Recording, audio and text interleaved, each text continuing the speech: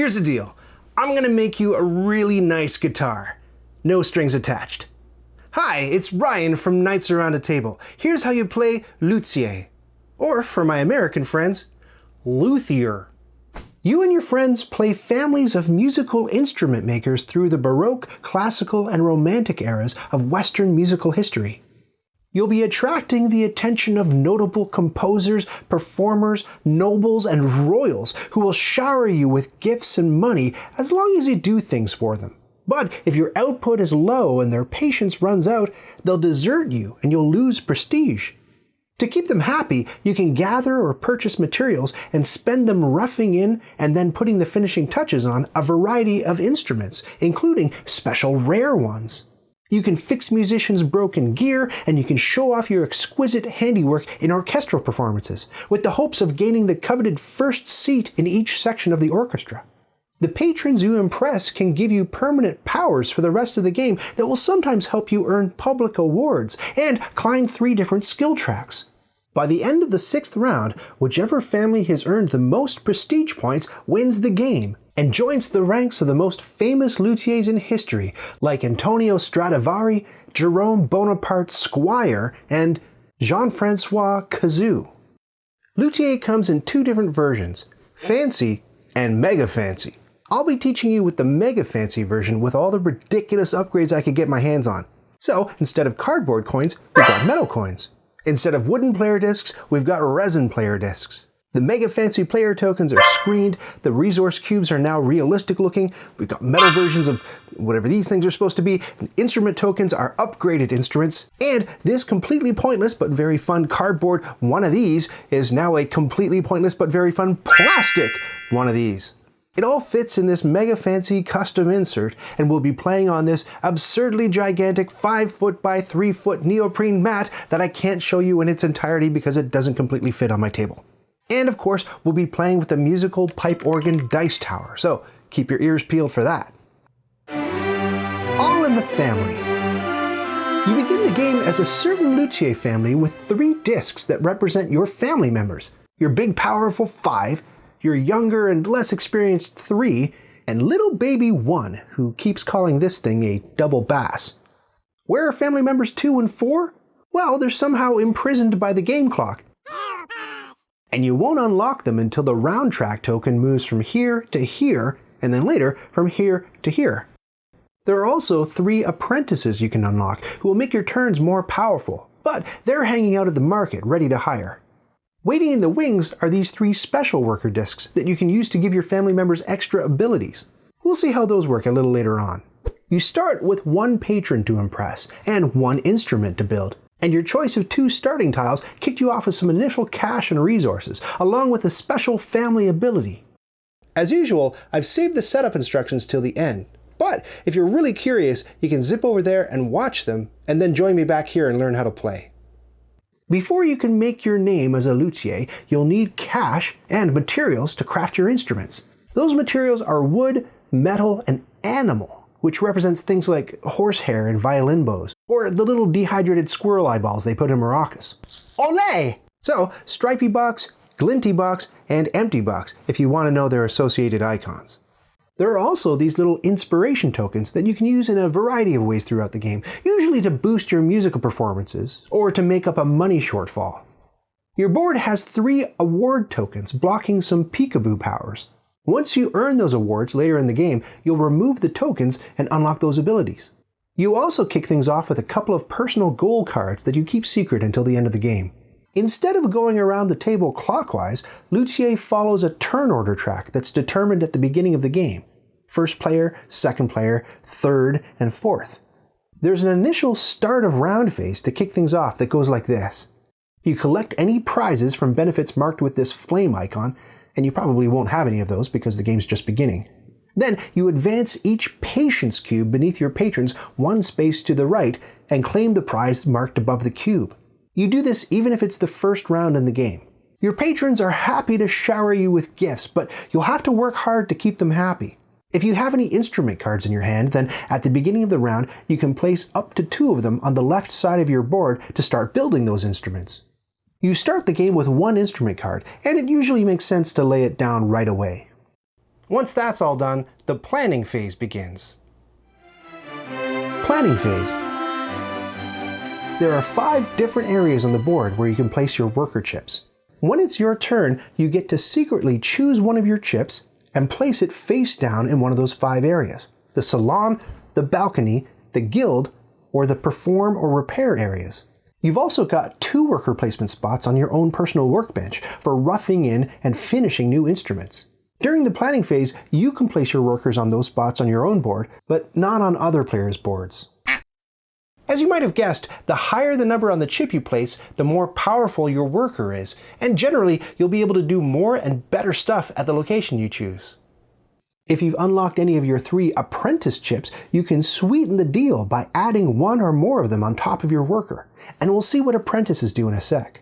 If you want to place on a location that already has 1 or more discs from other players, you just plunk your chip down on top of theirs.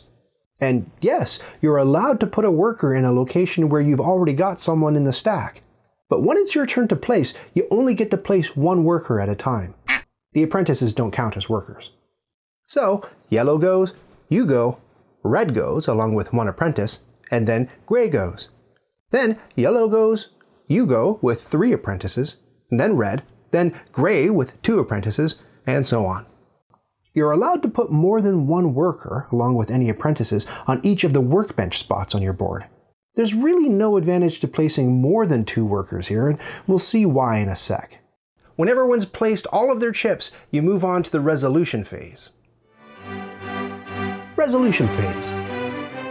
To resolve all of the spots where everyone placed their worker chips, you once again follow the turn order established on this track.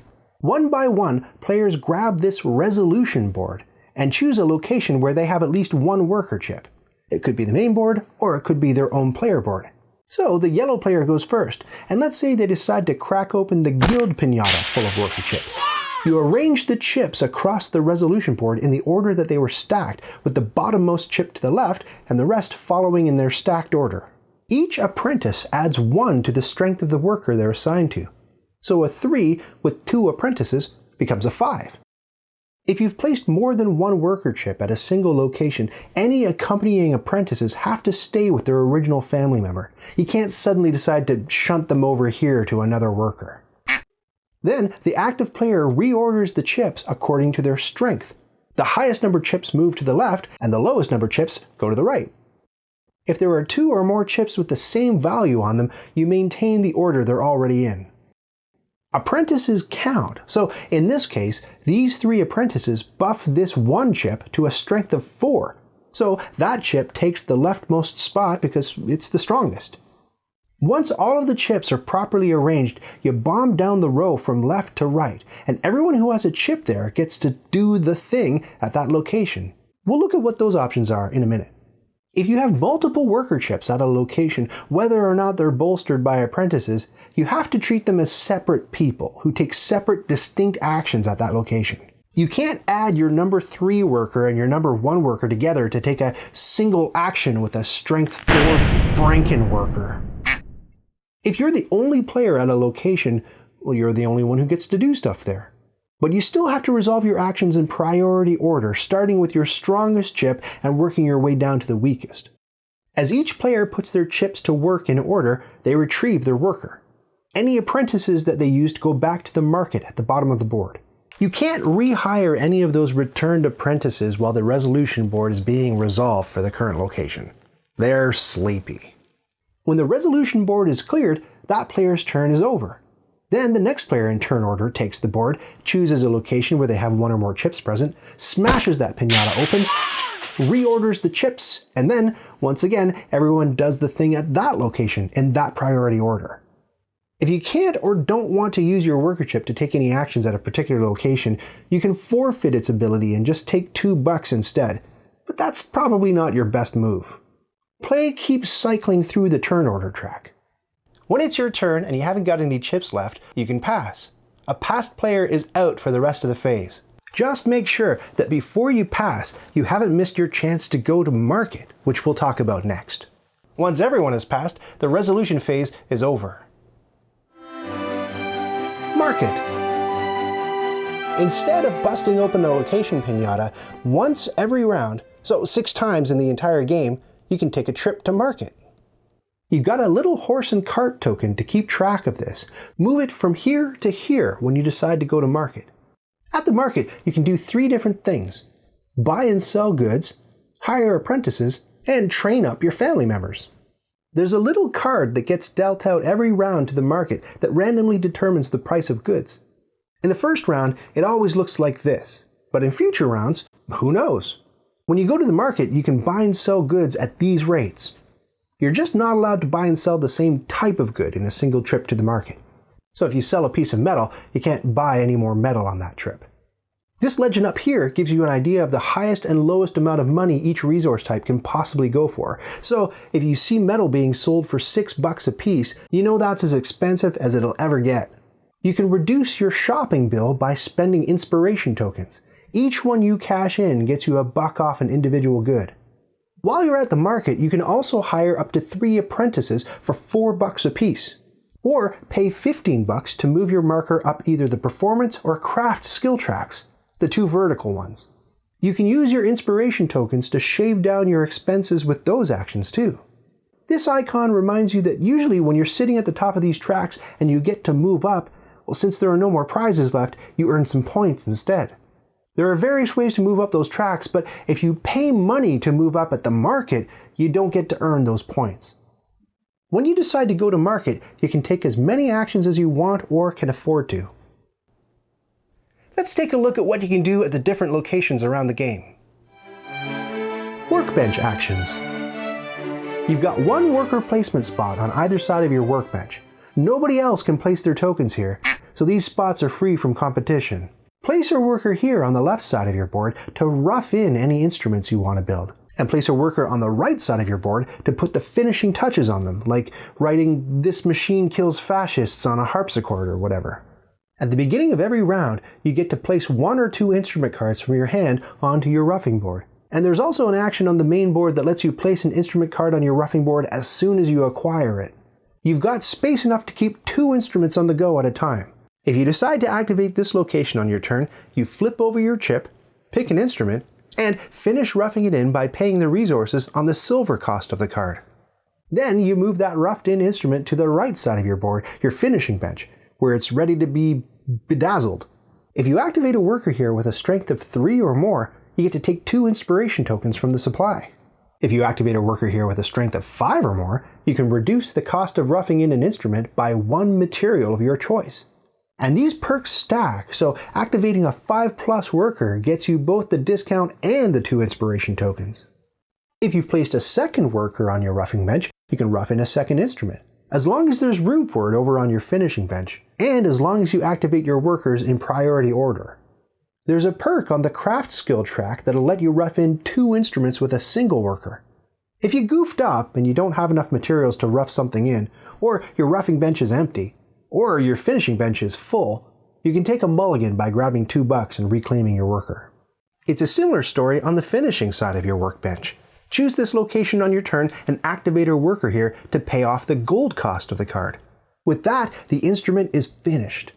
You'll earn this many prestige points for it, and you may even be able to impress a patron with it, which we'll look at in the next section.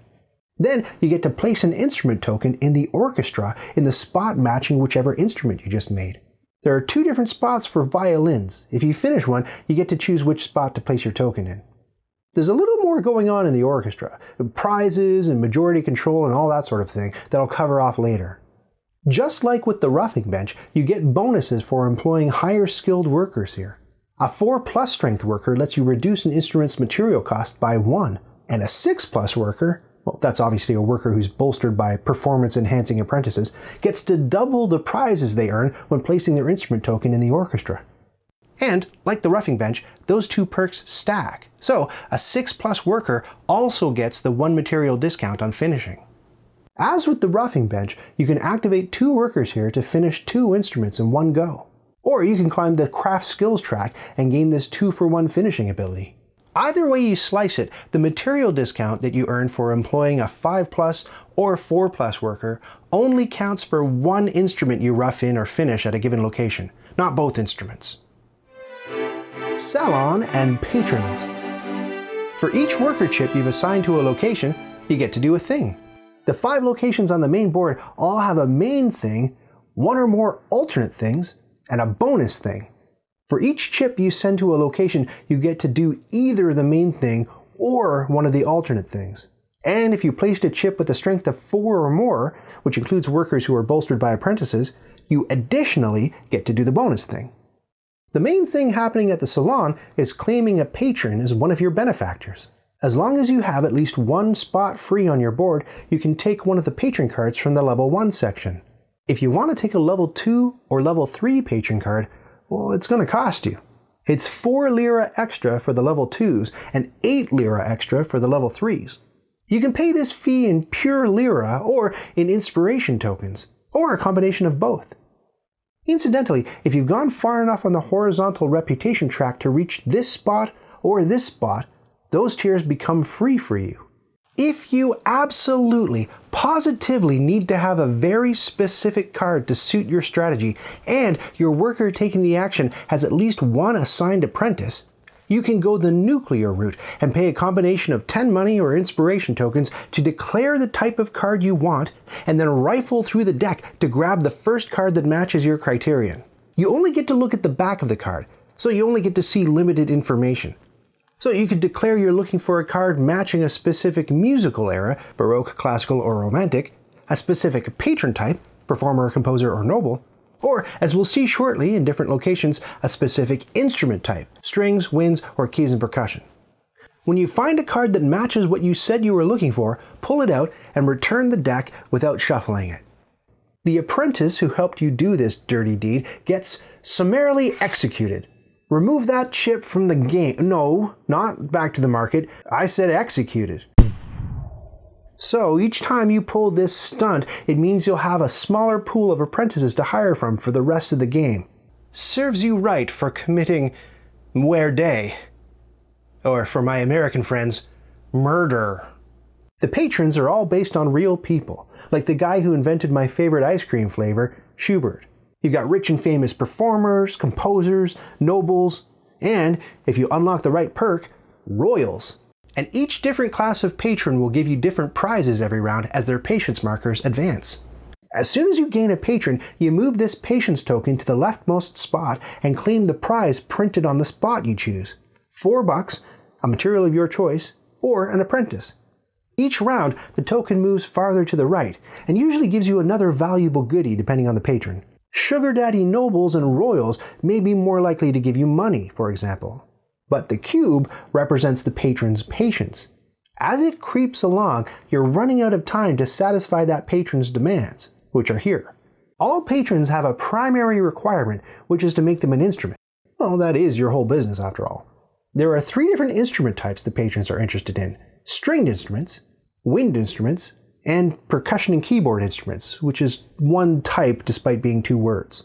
Some patrons have 1 or 2 secondary requirements as well. So, for example, Chopin wants you to make him a really nice stringed instrument, and he also wants you to make him either a keys and percussion instrument, or he wants you to repair a keys and percussion instrument, or give a performance in his chosen style, Romantic. We'll see how you can actually do all this stuff shortly. Here, you have to make a stringed instrument, and also make another stringed instrument, repair a stringed instrument, or give a performance in the Baroque style if you want to impress canon and D composer Pachelbel, or, for my American friends, Taco Bell. As soon as you satisfy all of a patron's requirements, you'll gain this completion bonus. So in the case of Taco Bell, you get 4 prestige points, and you advance 1 spot on the reputation track. Then you flip that patron's card and tuck it up here, where it unlocks a new ability that you'll have for the rest of the game. Some completed patrons give you an endgame scoring bonus instead of an ongoing ability, like the Mendelssohns, who give you a bonus point for every public goal you've earned by the end of the game. Whenever you satisfy any of a patron's requirements, you reset the clock on their patience by moving the token all the way to the left, buying yourself a little more time to satisfy their desires. But if you keep a patron waiting such that when it comes time for the cube to advance at the beginning of the round and it moves into this spot, the impatient patron storms out in a huff, and you get docked 3 prestige points for each of the requirements you failed to meet. That's the main action at the Salon, but when you take an action there with one of your worker chips, you can alternatively just take 2 inspiration tokens and hire an apprentice for free from the market. If your worker's strength is 4 or more, you additionally get to choose one of your patrons and move their patience cube back 1 step to the left. And then you get to pick any prize the patron offers along this row and claim it. You can claim this bonus even if the cube is already all the way to the left. Guild and instruments. The main action you can take at the guild is to claim the plans for a new instrument you want to luth. This works the same way as the cards at the Salon. You can grab anything at level 1, but you need to be far enough along the rep track to unlock levels 2 and 3. Or you can pay the difference in money and inspiration, or pay 10 money or inspiration to take a hit out on your apprentice and lose him for the rest of the game in order to fish for the card you want. If you perform the main action, the instrument card goes into your hand, and you can place it on your roughing bench at the beginning of the next round. The alternate action here is to take 1 metal. That seems stingy, but metal is the most valuable material in the game. The 4+ skill bonus gets you any 1 material cube of your choice, and you can add one of the instrument cards from your hand to the roughing side of your board, as long as you have space for it. It could even be the instrument you just obtained by taking the guild's main action. Remember that the roughing side of your workbench only has space for 2 instruments you're building. Perform. The perform action lets you demonstrate to the world how awesome and well-made your instruments are by rocking out on them. Choose a card from the row following the same rules as before. Then roll the 2 white performance dice. You take the number of music notes you rolled, plus the strength of your worker, plus the strength added by any apprentices you used to get your final performance score. If you'd like to tweak it even higher, you get another note for every inspiration token you spend. Then you look up your score on the card's key and collect prizes in whatever range you hit. Obviously, you'll get better stuff if you perform well than if you totally whiff it. If your performance is in either of these 2 tiers, you get to additionally place one of your performance tokens somewhere in the orchestra. The orchestra is divided into 3 columns by era: Baroque, Classical, and Romantic. If you perform on a Classical era card, you can only place your token in the Classical era section. There's a little more to it than that, but I'll explain the orchestra in more detail a little later. As you place your token, be mindful of what your patrons want you to do for them, because as we saw, some patrons' secondary requirements are for you to perform their preferred era of music. So, if Handel wants to hear Baroque music, and you perform well enough on a Baroque card, you can satisfy his requirement by placing your performance token anywhere within the left Baroque section. For example, this lute. Oh, Luthier. I get it now. If you do satisfy one of your patrons' requirements by giving a performance, you tuck the performance card behind them to help you keep track of what you've already done for them. And as we saw, whenever you check off one of their requirements, their patience marker gets completely reset, buying you more time to please them. Now, hang on one Kentucky Fried Minute. You mean to tell me that performing is risky and I have to roll dice to see the outcome? Playing a musical instrument isn't deterministic and 100% predictable? Well, yes. And the fact that you asked that question suggests that you might be more of a board game player than a musician. Performing is risky, and the game tries to simulate that. But for the board game players among us, it also gives us a few options to mitigate those dice rolls. The higher you climb on the performance track, the more dice mitigation perks you get. For each of these spots that you reach or pass, you get to pick one of the performance dice and re-roll it. And when you reach these 2 spots, you get to swap out one of the white dice for one of the black dice before you roll. The black dice have more notes on them, so you'll have a better chance at turning in a good performance. We'll take a look at what this perk does a little later. How do you move up that track? Well, we've already seen that you can buy your way up it for $15 a bump when you go to the market. You also get a bump up that track as your 4+ worker strength bonus at the perform location. But you only get this bump after you've completed one of the actions up here. Finally, the alternative action at this location is to take 3 animal materials. Repair. When you take an action in the repair location, you grab one of the repair cards from the row following the same rules that we've seen before. You just straight up pay the materials on the card to fix the instrument. and you can sub in 2 inspiration tokens to act as any one material. Fixing an instrument gets you a certain number of prestige points right away. It also lets you place one of your repair tokens on a matching instrument in the orchestra. So if you repaired a wind instrument, you can place your repair token on any instrument in the middle row. So where performing lets you place your token in a certain column, repairing lets you place it in a certain row. Once again, keep an eye on your patron's requirements when you place your token. If you fix the type of instrument they want to see fixed, you can tuck that card behind the patron to remember you've met that requirement, and reset the patron's patience marker. Incidentally, if you ever complete a card that doesn't satisfy one of your patron's requests, well, you just discard it. The alternative action here is to take 2 wood. The 4+ worker strength bonus gets you a bump up the craft skill track, which you can take only after completing one of these 2 actions. Balcony. Throughout the game, there are these public awards you can compete for. Taking the main action at the balcony lets you claim one of those rewards, as long as you qualify for it. So this one rewards you for completely satisfying patrons from the Baroque era. If you've satisfied one Baroque era patron and you take the main action at the balcony, you can choose a reward token from your player board and place it here to get 1 point. This one rewards you for having 2, 3, or 5 repair tokens in the orchestra, and this one rewards you for crafting 1, 2, or 3 Romance era instruments. It's that type of thing. As soon as you claim one of these awards, you've locked it off to yourself. You can't place another award token on that tile, but other players can. However, each spot is exclusive, so in a 4-player game, well, someone's getting the door slammed in their face.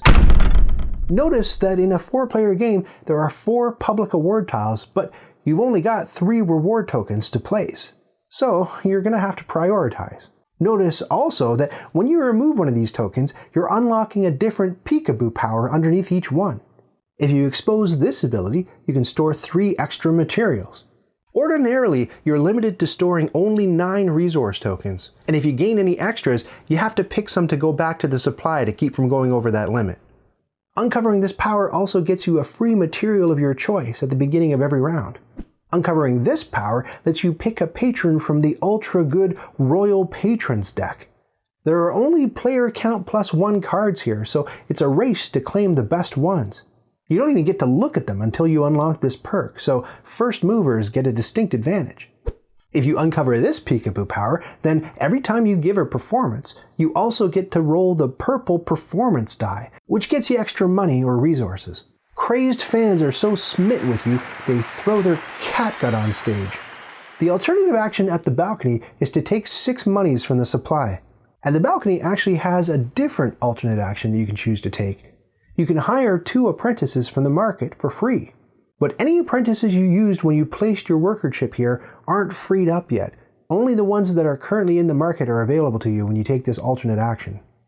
The 4+ worker strength bonus here is to bump yourself along the reputation track. Sending workers to the balcony also messes with turn order. Instead of taking your workers back from here like you would at the other locations, you leave them there until the end of the round, where they rearrange these turn order tokens according to how the worker chips are lined up. Then everyone retrieves their worker chips from the balcony, and you play the next round in that new turn order. The Orchestra. I've hinted all along that there's more at stake in the orchestra than I've explained. Here's what's up. Whenever you place a token in the orchestra, either an instrument, performance, or repair token, you want to claim a first chair. If you're the first to put a token on the spot, you get the first chair bonus listed there. If you're late to the game, you get the booby prize, which is $2 or an inspiration token. Some tokens can bump other tokens out of first chair. Instrument tokens are more important than performance or repair tokens, which are equal to each other in importance. That means if someone has a performance or repair token in a spot and you come along with an instrument token, you bump that lesser token out of first chair and claim the first chair bonus. This player also claimed the first chair bonus when they originally took first chair, but they don't have to give resources back or anything. And they don't get to claim the booby prize just because they were bumped. You can even bump yourself out of a first chair this way. If someone has a lesser token here and you come in with one of your own lesser tokens, you don't bump them out of first chair. Unless you come in with a lesser token and you've got the majority of tokens on the spot. In that case, dethrone whichever player holds first chair and take the bonus. As in Highlander, so in the orchestra. There can be only one. So if someone already has an instrument token in a spot and you try to muscle in with your own instrument token, you don't take first chair. They've already taken it. There are duplicate instrument cards in the deck, so if you build a trumpet and somebody else built a trumpet before you, your Johnny-come-lately instrument token doesn't get to claim first chair. The exception to this rule comes in when you've crafted a rare instrument, one with a little gem icon on it. In that case, place it in the appropriate space at the top of the orchestra and take your prize. There's no limit to the number of rare instruments that can claim first chair in these spaces. You all share first chair here, even with yourself. The more first chair positions you hold at the end of the game, the more points you'll earn. Special workers and skill tracks. The last thing we'll take a look at are those skill tracks and the prizes you can earn there. We already saw that on the performance skill track, you get a 1-die reroll here and an extra on here to try to improve your performances. Here and here, you get to replace a white die with a better black die. On the craft skill track, you can rough in 2 instruments with a single worker chip here, and you can finish 2 instruments with a single worker here. These 2 spots each spice up a worker chip by a strength of 1 when you go to rough in or finish an instrument. And these abilities stack both on the performance and craft skill tracks. So if you get here, a strength 2 worker becomes a strength 3. And if you get here, a strength 2 worker becomes a strength 4 worker, as long as that worker is roughing in or finishing an instrument. Across the reputation track, reach here to hire an apprentice for free. Here you can draw 3 instrument cards, keep one, and sink the others to the bottom of the deck. Access Tier 2 cards on the main board locations without having to pay the surcharge, and this spot lets you access the Tier 3 cards for free. Here, you get 2 extra points for every instrument token you place in the orchestra going forward, and reach here to complete a public award that you qualify for. The rule for all 3 tracks is that if you're already at the top of the track and you receive a bump, you get 2 prestige points. Except if you buy a bump on the craft or performance tracks at the market.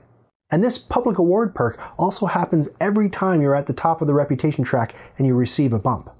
The 3 spaces I skipped over, this one, and this one, let you turn one of your family members into a special worker. Choose a card from the deck matching the symbol of the space you just reached. There are only player count plus 1 of these in each deck, so like the Royal Patrons, the first players to do this will get the best pick. This isn't a random draw, you get to go through the deck and choose a card. Then, at the end of the round, you choose one of your family members and put them on that card, and replace them in your lineup of worker chips with the one that matches the card's symbol. Now, whenever you place this worker somewhere, it has a strength of this, and it also has this special power for the rest of the game. This is a permanent choice. You can't swap this chip out for a different worker later in the game. End of the round.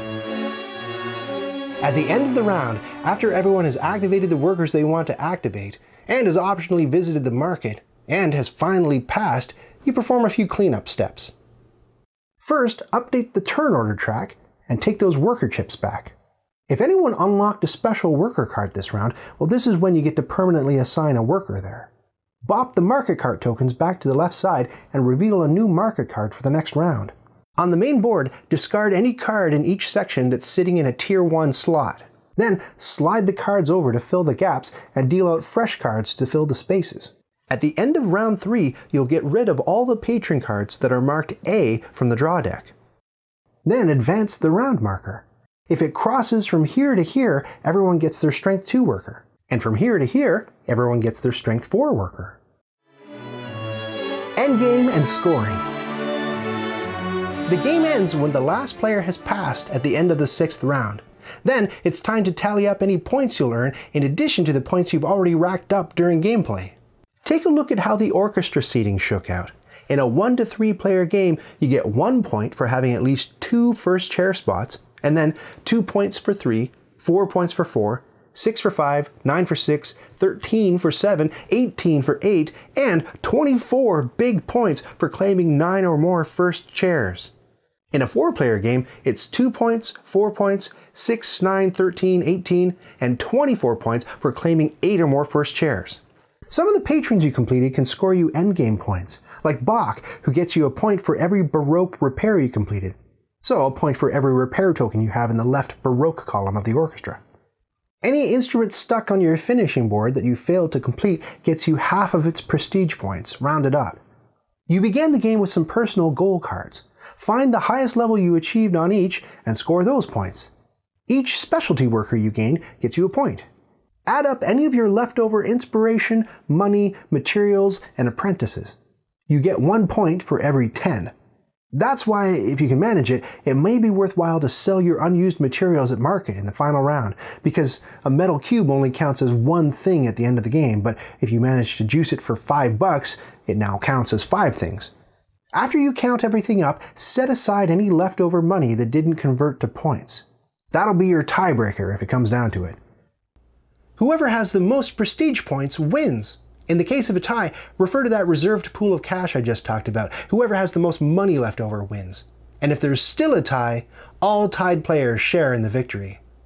And if the player who loses gets salty about it, you can always hand them the world's tiniest violin. Setup. To set up the game, lay out the main board, or absurdly gigantic playmat, and 4 random public award tiles up here. If you have fewer than 4 players, you'll only use 3 of these. Shuffle the Deck A patron cards and Deck B patron cards separately, and then stack A on top of B. Grab player count +1 royal patron cards and set them aside. Put the patrons in the salon. You'll also need to randomly grab player count +1 cards for the craft, performance, and reputation special worker decks. Shuffle and place the performance, instrument, and repair cards too. Flip out the cards into each empty space. Don't place any cards down in spots that are marked with a number that's higher than your player count. Everyone takes a player board and all the pieces in their color, the instrument tokens, the repair tokens, and performance tokens. If you've got the fancy bits, you'll use these player-colored bases and screened instrument tokens too. Everyone's horse and cart tokens go to the left of the market, and put your apprentice tokens here too, ready to hire. Put the market card with the little M1 in the corner here to start. Shuffle the rest of the market deck and place it beneath this card. Your patience tokens go here, and each of your public award tokens covers up a spot on your board. You need a scoring marker here, and your strength 2 and 4 markers can go here along with the round marker. Stick a token each at the bottom of the performance, craft, and reputation skill tracks.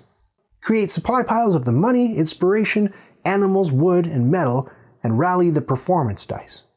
If you're playing with 2 players, randomly draw one of these orchestra setup cards. Pick a player color you're not using, and then pre-populate the orchestra with tokens according to the card. A more crowded orchestra will simulate competition for the missing players. For each instrument token you place, remove a copy of that instrument from the deck, and then reshuffle it and set up the guild as usual. These spots tell you to put a trophy token on the public award tiles to gum them up. So, right, left, middle. You can alternatively play a 2-player game with the 3rd player acting according to the solo bot rules. Check the solo rulebook if that sounds like a fun time. Deal everyone 2 instruments, 2 patrons, 4 private gold cards, and 2 Luthier family tiles. You're going to keep one of those tiles. Each family comes with its own starting resources and a one-time special starting advantage that you can claim during setup. Take the starting resources now. Keep 2 of the private gold cards, 1 of the instruments, and 1 of the patrons. The instrument you didn't choose goes to the bottom of the deck. The patron you didn't choose gets discarded. Then you plunk the patron down on one of the 3 spots on your board and claim the introductory gift from that spot. Whoever chose the family with the lowest number on it gets to go first, and then everyone else falls in line according to the numbers on their tiles. Well, that's a lot of decisions to make for a game that you've never played before.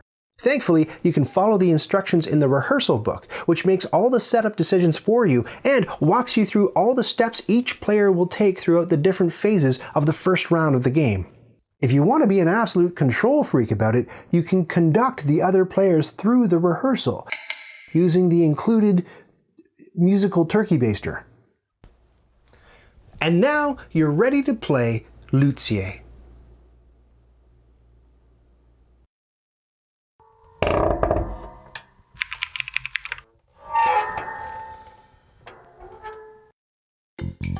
Did you just watch that whole thing?